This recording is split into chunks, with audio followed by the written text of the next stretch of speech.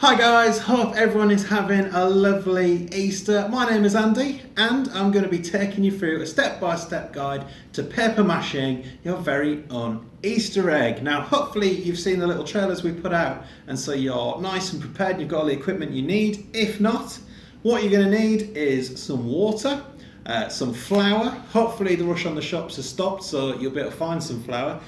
You can also use PVA glue as well, but I'm going to be showing you how to do this with flour. A little pot to mix up your paste in, a balloon to put all your newspaper on and make your paper mache with, a brush, doesn't matter what size it is, the kind of bigger the brush is, the easier you'll find it though.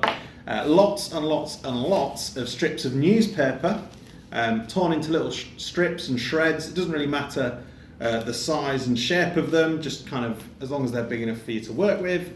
And nice and importantly, a little ball to keep the balloon in, keep it nice and steady and keep everything together. So if you don't have those things, just pause the video, go and get yourself all the equipment you need and we shall crack on. Perfect. Well, if you are ready, without further ado, I shall show you how to paper mache your balloon. So the first thing you need is your balloon blowing up. Now sometimes this can be a little bit tricky if you're a younger member of our audience. You might want to get an adult to do this, or anyone you know with a big set of pipes. But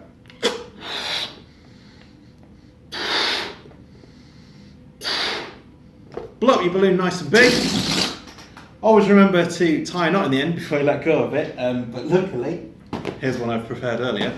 So it doesn't really matter how big you want your balloon to be, but bear in mind that the size that you blow the balloon up is the size that your egg's going to be. So you've got your balloon, pop that in your little bowl, nice and ready, and then we're going to make our paste. So, like I said, we've got water, we've got flour. Now there isn't really a scientific method of doing this, or if there is, I don't know it. So get yourself a few spoons of flour in your pot there, and then we'll put 3 in there, and then you're just going to pour in some water and make a paste. So just like that, and then mix it up, and you can kind of make it as thick or as thin as you particularly want to work with. Now I quite like doing this with a slightly thicker paste because I find it kind of sticks the paper on nice and easily. So you're just going to mix that up nice and thick. If you do want to put more flour in, feel free to make it a little bit thicker, or if you want to put more water in to make it a bit thinner, please yourselves. Like I said, if you're doing this with PVA glue, you don't need very much water in it at all. I might just put a little bit more flour in there. There we go. This is the stage at which it gets quite messy, so you'll notice that I've put down a lot of newspaper on the table. It can get a little bit messy and splashy, so if you are doing this at home and you're on any kind of prized antique furniture or anything like that, always make sure you've got a mat down or some newspaper or some old sheeting or anything like that. Oh, I've already made a mess. Before you start, just so you don't make any mess anywhere. So, there is our paste. So what I'm going to do now is start paper mashing our egg. So I'm just going to move the flour over to the side like that and get this glass out of the way. And my little mixing spoon, just give it one last stir for look. Right, so you get your brush and you get some paste on your brush and then you just start slavering it on like that.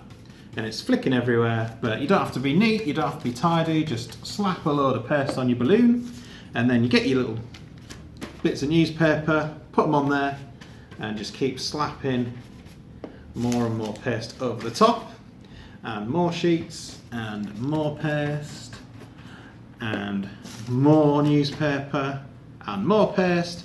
And what you're going to do is gradually, it can take a little bit of time to do this, but you're gradually just going to keep going until you have covered the whole balloon in newspaper and paste. And then additionally, once you've covered the whole balloon, you're going to start layering it up, because if you just have one layer of newspaper, your egg's going to be very, very weak, and there's a very good chance it'll collapse before you've managed to paint it or do whatever you want to do with it. So keep layering up, and to do that, all you're doing is just putting more and more newspaper on, more and more of the paste, just keep stacking it on. I would recommend maybe doing kind of 3 or 4 layers all the way around to make it nice and solid, and just keep going round and round. Bear in mind that it does start to get quite heavy once you've put lots of newspaper on and lots of paste particularly, so it might start flipping around in your hand.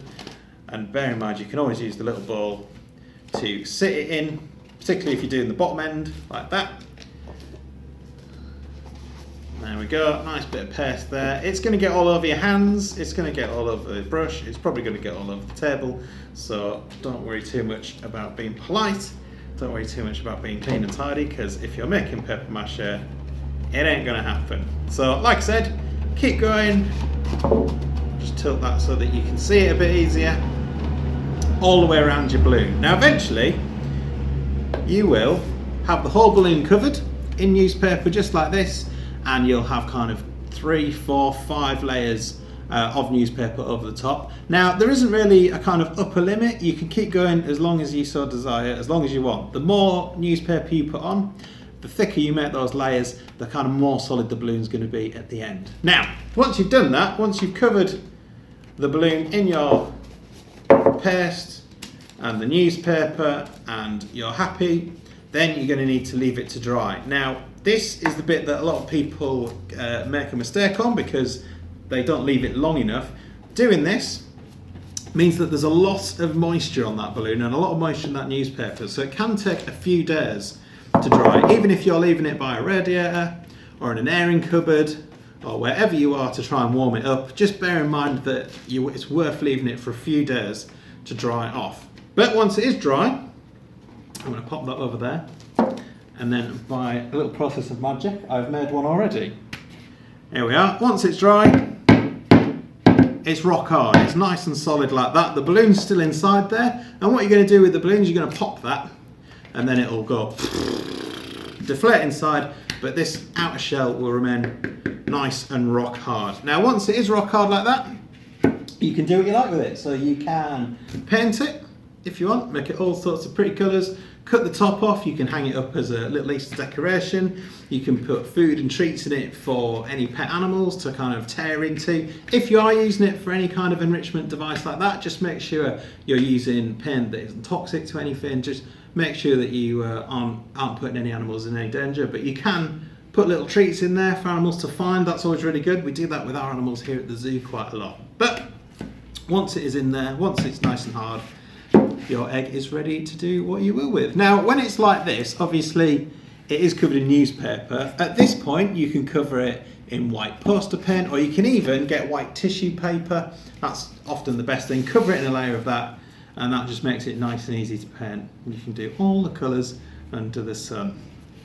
Well, I hope that is useful, and I hope that you managed to make yourself some Easter eggs this Easter. If you do send photos of them in, do show us what you've been doing with them as well. Always very much appreciated. But apart from that, I hope you've enjoyed doing a little bit of crafts with me today, and I really hope to be able to see you at ZSL London Zoo in the very near future. Thanks for watching, have a lovely Easter, and we'll see you soon.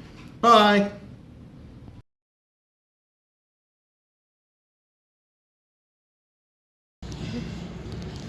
Well guys, I hope you've had a fantastic time making your very own Easter eggs. Like I said, you can hang them up as Easter decorations. We at the zoo quite often make enrichment out of them. So what I'm going to be doing is behind me, we've got our hunting dogs. I'm going to fling it over and see if they enjoy a little play around with it. And we'll see what happens.